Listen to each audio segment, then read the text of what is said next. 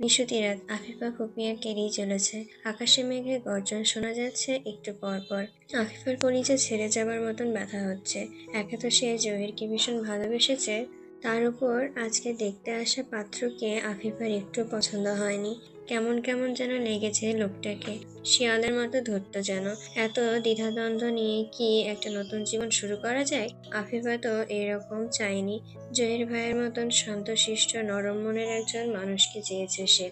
যেই জহির ভাই ছোটবেলায় খেলার সময় মারামারি হলে চুপচাপ এক কোণে দাঁড়িয়ে থাকতো, সবাই যখন খেলতো জহির ভাই তখনও চুপ করে দাঁড়িয়ে থাকতো এক কোণে। ধ্রুব ভাই সবসময় তাকে টেনে খেলতে নিয়ে যেত। সেই মুহূর্তে জহির ভাই লাজুক ভঙ্গিতে হাসতো। খাবার টেবিলে সবাই হাজার রকম আবদারের ভিড়ে জহির ভাই থাকতো নীরব। যাই দেওয়া হতো বিনা বাক্য ব্যয়ে খেয়ে উঠে যেত। আফিফার মনে পড়ে আজ অব্দি কোনোদিন জহির ভাই মুখ ফুটে কিছু খেতে চায়নি। হয়তো লজ্জা পেত ভীষণ। মামাদের বাসায় থাকছে এই চক্ষু লজ্জায় জহির ভাই কখনো কারোর দিকে তাকিয়ে কথা বলেনি। আদনান ভাই সবসময় ধ্রুব ভাই জহির ভাইয়ের সাথে লেগে যেত ঝগড়ায়। সবসময় আফিফা দেখেছে ধ্রুব ভাইকে ঢাল হয়ে দাঁড়াতে জহির ভাইয়ের পাশে। মুখচোরা জহির ভাই কেমন বিনীত ভঙ্গিতে চুপ করে থাকতো। আফিফার কিশোরী মন তো জহির ভাইয়ের এই লাজুকতা, নীরবতা, মুচকি হাসি এসব দেখেই দ্রবীভূত হয়ে গিয়েছে সেই কবেই। ভালোবাসে কি এত হিসেব নিকেশ করে হয় নাকি? আফিফার রুমের দরজায় টোকা পড়লো। চোখ মুছে দরজা খুলতেই দেখলো তার মা আদিবা বেগম দাঁড়িয়ে আছে। আফিফা জিজ্ঞাসা করার আগেই তিনি বললেন, আজকে তোর সাথে ঘুমাবো। বিয়ে হয়ে গেলে তো মা মেয়ে আর একসাথে শুয়ে গল্প করার সুযোগ পাবো না, তাই চলে এলাম তোর রুমে। আফিফা জানে মায়ের ভয় আফিফা ভুলভাল কোনো কাণ্ড করে বসে কিনা তা নিয়ে, এর জন্যই পাহারা দিতে এসেছেন তিনি আফিফাকে। আদিবা বেগম মেয়ের হাত ধরতেই আফিফা কেঁদে উঠল। মেয়ের এই বুক ফাটা কান্না দেখে আদিবা বেগমেরও বুক কেঁপে উঠল। ভুল করছেন না তো তিনি? মেয়েকে একটা সুখের জীবন দিতেই তো এই সম্বন্ধে রাজি হয়েছেন। ছেলের অনেক টাকা পয়সা আছে, সব তো ঠিকই আছে, তবে মেয়ের এই কান্না কিসের? কি করবেন কিছু বুঝতে পারছেন না। একবার কি জহিরকে বলে দেখবেন? জহির ছেলেটা তো খারাপ নয়, সব দিক থেকেই ভালো। নিজের হাতে ওপর বড় হওয়া ছেলে। পর মুহূর্তেই মনে পড়ল নিজের কৃতকর্মের কথা। লিলি কি আফিফাকে ছেলের বউ করতে রাজি হবে? তিনি তো রাজি হননি। আদনান বিদেশে যেতেই তিনিও তো মত বদলে ফেলেছিলেন। আদিবা বেগমের মাথায় কাজ করছে না। মেয়েকে নিয়ে শুয়ে পড়লেন। ঘুমাতে ঘুমাতে টের পেলেন মেয়ে অন্যদিকে ফিরে কান্না করছে। বোবা কান্নার ফলে কেঁপে উঠছে সারা শরীর তার। জহির বসে আছে তার রুমের বারান্দায়। নিচতলায় মায়ের রুমের পরেই রুমটাই জহিরের। বাইরের শুক্ল পক্ষের চাঁদ উঠেছে, রূপালি আলোয় ভেসে যাচ্ছে চারিদিক। জহিরের ভীষণ মন খারাপ লাগছে। এরকম চাঁদনি রাত হলে জহিরের মন খারাপ হয়ে থাকে। জহিরের বাবা নাজিমুদ্দিন এইরকম এক চাঁদনি রাতেই ইহকালের মায়া ত্যাগ করে চলে গেছেন পরকালে। স্পষ্ট মনে আছে সব জহিরের। জহিরের তখন 12 বছর বয়স, নয়না 10 আর জাবির 7 বছরের। জহির সেই দিনও জানালার পাশে বসেছিল। বিজ্ঞান বই নিয়ে পড়তে বসেছিল জহির। সে সময় শুনতে পেল বাবা নয়নাকে ব্যাকুল হয়ে ডাকছে। জহির ছুটে গেলেন। 3 দিন ধরে তার জ্বর ছিল। নয়নার 2 হাত বুকে চেপে ধরে রেখেছিলেন বাবা। জহির আর জাবির যেতেই জহিরকে বললেন, ভাই বোন রে দীক্ষা রাখো বাবা, আমার যদি কিছু হইয়া যায় মনে রাখো তুমি সবার মাথায় ছাতা হইয়া থাকুন লাগবো। তুমি রোদে পুড়বা বৃষ্টিতে ভিজবা, তবে মা আর ভাই বোন রে যেন রোদে বৃষ্টি ছুঁইতে না পারে, তাগোর যেন কষ্ট না হয়। আমার নয়নামার মাথার উপরে তোমার বটগাছের লাহান থাকুন লাগবো বাবা। মরণের সময় পর্যন্ত মনে রাখো আমার জীবনের সবচেয়ে আপন আমার আদরের দুলালি আমার কলিজার টুকরা তোমার বোন আসিল। তারে সুখী করতে পারলে মরণের পরও আমার কোনো দুঃখ থাকবো না। নিজের অজান্তে জহিরের 2 চোখ ভিজে গেল। কই, সে তো পারল না বাবার কথা রাখতে। নিজের বোনের আহাজারি জহির নিজের কানে শুনেছে। পাগলের মতন হয়ে যেতে দেখেছিল বোনকে, তবুও বড় মামার মনের পাথর গলেনি। অথচ সবাই জানতো আদনান আর নয়নার ভালোবাসার কথা, এবং ওদের বিয়ে হবে সেটাও বড়রা সবাই ভেবে রেখেছিল। আদিবা বেগম নিজেও তো এসব নিয়ে কত হাসি তামাশা করেছেন নয়নার সাথে। সব ভুলে গেলেন তিনি আদনান বিদেশের মাটিতে পা দেওয়ার সাথে সাথেই। আজও জহিরের ভীষণ ব্যর্থ মনে হয় নিজেকে এই কথা মনে পড়লে। রুমের খোলা দরজা দিয়ে কারো প্রবেশ হয়েছে টের পেতেই জহির বারান্দা থেকে রুমে এলো। আফিফা দাঁড়িয়ে আছে রুমের মাঝখানে। আফিফাকে দেখে জহির কিছুটা অবাক হলো। সেই সব বুঝতে না দিয়েই হেসে বলল, কিরে এত রাতে তুই? কিছু লাগবে? কোনো সমস্যা হয়েছে কারো? আফিফা ছুটে এসে জহিরকে জড়িয়ে ধরলো। জহিরের বুকে মাথা গুজে কেঁদে উঠল। এক ঝটকায় জহির নিজেকে ছাড়িয়ে নিয়ে আফিফার থেকে দূরে সরে দাঁড়ালো। তারপর বলল, মাঝরাতে আমার রুমে এসে এসব কি করছিস তুই? পাগল হয়েছিস? বের হ আমার রুম থেকে। আফিফা ফ্লোরে বসে পড়ল। কেন জহির ভাই? কেন তাড়িয়ে দিচ্ছ আমাকে? আমার কি দোষ বলো? একবার আমাকে ভালোবাসলে কি ক্ষতি হয় তোমার? আমি ভিখারির মতন তোমার কাছে একটু ভালোবাসে ভিক্ষা চাই জহির ভাই। জহির কঠোর স্বরে বলল, দেখ আফিফা, আমার এই ব্যাপারে কখনো কোনো আগ্রহ ছিল না। তোকে আমি কখনো সেভাবে দেখিনি। তাছাড়া আমারও তো মন আছে। আমার মনেরও তো তোকে চাইতে হবে। আমার মন এরকম কিছু চায় না। তুই আমার মামাতো বোন আছিস, সেটাই থাক। আমার ব্যাপারটা একবার বোঝার চেষ্টা কর। আমার মনের বিরুদ্ধে তো আমি তোকে ভালোবাসতে পারি না। আফিফা এগিয়ে যেতে নিল জহিরের দিকে। জহির আরো 2 পা পিছিয়ে গিয়ে বলল, খবরদার আফিফা, কাছে আসবি না। এসব নিয়ে যদি এতই বাড়াবাড়ি করিস তোরা, তবে ভালো হবে না। তোর প্রতি আমার এক ফোঁটা ইন্টারেস্টও নেই। আমি আমার এক ফ্রেন্ডকে ভালোবাসি। আশা করি এরপর তোর আর বলার কিছু থাকবে না। যা আমার রুম থেকে। কেউ দেখলে ব্যাপারটা খারাপ দেখাবে। আফিফা কেঁদে বলল, যাব না। আমি এখানেই থাকবো। এই ফ্লোরে মাথা ঠুকে মরে যাব। রুমের বাইরে দাঁড়িয়ে আদিবা বেগম সব শুনলেন। মেয়েকে বিছানা ছাড়তে দেখে তিনি পিছু নিয়েছেন। মেয়েকে বাধা দেননি তিনি। রুমে এসে আফিফার হাত ধরে ফ্লোর থেকে তুললেন। বিনা বাক্য ব্যয়ে আফিফার মায়ের সাথে চলে গেল। ব্যাগ গুছিয়ে নিল জহির সেই মুহূর্তেই। বাড়িতে থাকলে আফিফা কখন কোন পাগলামি করে বসে কে জানে। এর চেয়ে ভালো চলে যাবে হোস্টেলে। ফজরের নামাজ পড়ে জহির মায়ের থেকে বিদায় নিয়ে চলে গেল।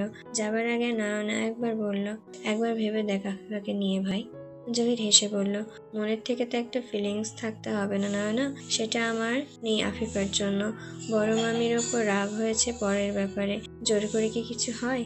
সকালবেলা শালুক মুখ অন্ধকার করে ব্যাগ গুছিয়ে নিল স্কুলে যাবার জন্য। কিছুক্ষণ মা বাবার সাথে ঘ্যান ঘ্যান করছে আফিফার শ্বশুরবাড়ি দেখতে যাওয়ার জন্য সবার সাথে। বাবা যে একটু নরম হলো সম্মতি দিতে যাবেন, সেই মুহূর্তেই জমের মতন হাজির হলো ধ্রুব ভাই। কড়া গলায় শালুককে জিজ্ঞাসা করলো, লাস্ট কবে স্কুল গিয়েছিস?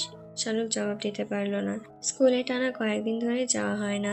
ফয়েজ আহমেদ সেই কথা শুনেই বললেন, না না, তোমার এক্সাম সামনে, এখন স্কুলে যেতে হবে। তোমার ওখানে যাওয়া চলবে না। বিয়ে হলে যাবার অনেক সুযোগ হবে। এখন তুই স্কুলে যা। সেই থেকে শালুকের মন খারাপ। শালুক স্কুলে যাবার সময় দেখলো আশা একটা হেজাব পরে নিচে এসেছে। ধপধপে ফর্সা আশার গায়ের রং। বাবা আমেরিকান হওয়ায় আশার বাবার গায়ের রং পেয়েছে তেমনি লাল চুল। দেখলেই বোঝা যায় তাকে খাঁটি বিদেশিনী। আশাকে দেখে মুখ বাঁকিয়ে শালুক চলে গেল। একটা জাম কালার হেজাবে আশাকে ভীষণ সুন্দর লাগছে। আদনান আশাকে দেখে অবাক হলো। আশার এই লোকটা আদনানের অজানা। আশা হাসতে হাসতে বলল, জানো ধ্রুব কাল রাতে আমাদের সবার জন্য গিফট এনেছে। আমার তো খুবই ভালো লেগেছে। ফার্স্ট টাইম আমি এই হেজাব ট্রাই করছি। শাপলা আমাকে পরিয়ে দিয়েছে। সুন্দর লাগছে না? আদনান মুগ্ধ হয়ে তাকিয়ে রইল। তারপর বলল, তোমাকে অনেক বেশি সুন্দর লাগছে আশা। আশা মুচকি এসে বলল, তুমি তো কখনো আমাকে কিছুই গিফট দাও না। আমেরিকায় থাকতেও দেওনি কখনো, দেশেও দেওনি, অথচ ধ্রুব কি সুন্দর সবার সাথে আমার জন্য মনে করে গিফট এনেছে।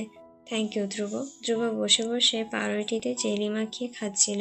আশার দিকে তাকিয়ে মুচকি হেসে ওয়েলকাম বলে আবারও খাবারে মনোযোগ দিল। আদনানের মুড অফ হয়ে গেল হঠাৎ করে। আশা কি ধ্রুবর প্রতি ইমপ্রেস হচ্ছে? ধ্রুব কি আশাকে ইমপ্রেস করার একটা সূক্ষ্ম চাল চালছে নাকি? সোনার হরিণ হাতছাড়া হয়ে যাবে না তো ধ্রুবর জন্য? তিক্ততায় ভরে গেল আদনানের মন। আশার সামনে বারবার নিজের ইমেজ খারাপ হয়ে যাচ্ছে। কিছু একটা করতে হবে আদনানকে। ভেবে নিয়ে আদনান ঠিক করলো, আশাকে একা পেতে হবে। একা টাইম স্পেন্ড করে আশার মন অন্যদিকে ডাইভার্ট করতে হবে। 1 কাপ চা ঢালতে ঢালতে আদনান বলল, দারুণ একটা মুভি দেখবো আশা, তাড়াতাড়ি খেয়ে নাও। দুইজন মিলে পুরো মুভিটা এনজয় করবো। আশা বলল, না চলো ঘুরে আসি বাইরে থেকে। আদনান বিরক্ত হলো। বাইরে গেলে কি আশাকে একান্তভাবে এভাবে পাওয়া যাবে? গাধি মেয়ে ওর প্ল্যান বানচাল করতে চাচ্ছে। আদনান মুখে হাসি ফুটিয়ে বলল, আজকে না আশা, আমার হাঁটুতে একটু ব্যথা করছে, হাঁটতে পারবো না আমি। ধ্রুব বের হতে যেতেই আশা জিজ্ঞাসা করলো, কোথায় যাচ্ছ ধ্রুব?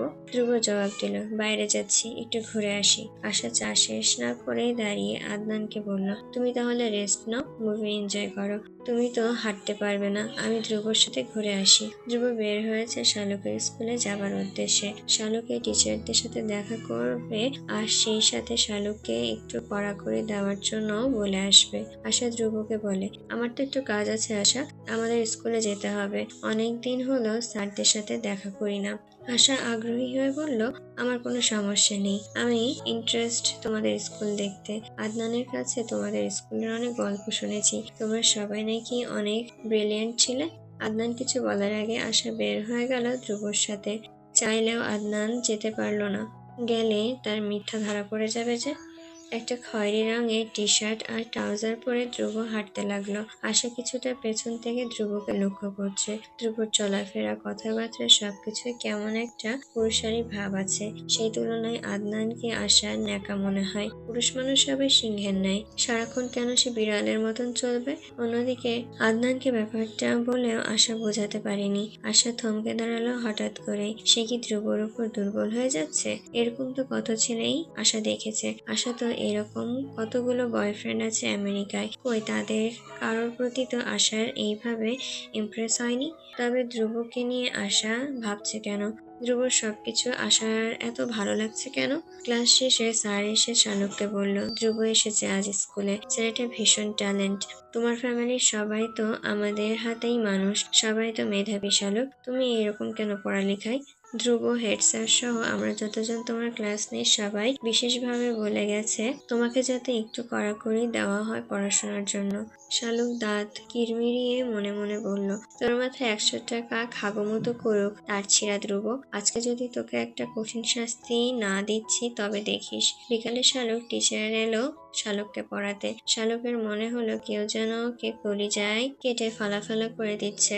শালুকের রুমে গিয়ে ধ্রুব পলককে বসতে বলল। তারপর শালুক ভোতামুখ করে নিজের চেয়ার টেনে পড়তে বসলো। পলক কুশলাদি জিজ্ঞাসা করে বলল, তোমার সিলেবাস দাও আমাকে, সিলেবাসে কতটুকু শেষ করেছো তুমি আগে সেটা দেখাও। শালুক সিলেবাস বের করে দিল। ঝকঝকে তকতকে সিলেবাস থেকে পলক শালুকের দিকে তাকালো। তারপর বলল, সিলেবাস তো একেবারে নতুন দেখছি, মনে হচ্ছে আজকে ছাপানো হয়েছে। তুমি কি এর আগে কখনো সিলেবাস ছুঁয়েও দেখোনি?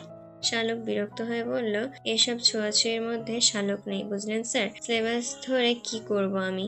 আমার আজীবন এই দিক সেই দিক তাকিয়ে এক্সাম দিয়ে পাশ করে এসেছি, এসব মেহনত করার আমার পক্ষে সম্ভব না। পলক হতভম্ব হলো শালুকের এরকম জবাব শুনে। শালুক ষড়যন্ত্র ভঙ্গিতে এগিয়ে এসে বলল, আপনার সাথে একটা ডিল করি স্যার, যেই 1 ঘন্টা আপনি আমাকে পড়ানোর কথা, সে 1 ঘন্টা আপনি এসে আপনার মতন সময় কাটাবেন, ফোন টিপবেন, চ্যাটিং করবেন, কানে হেডফোন লাগিয়ে গান শুনবেন, কোনো সমস্যা নেই। আমিও আমার মতন বসে খাতায় আঁকিবুকি করি, আপনারও শান্তি আমারও শান্তি, কেউ জানবে না কিছু।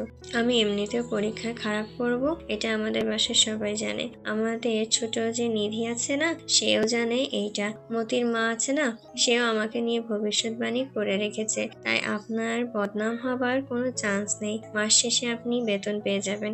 এরকম সুযোগ কি আর আসবে স্যার? এরকম অপরচুনিটি আপনাকে আর কেউ দেবে না, বলেন রাজি কিনা?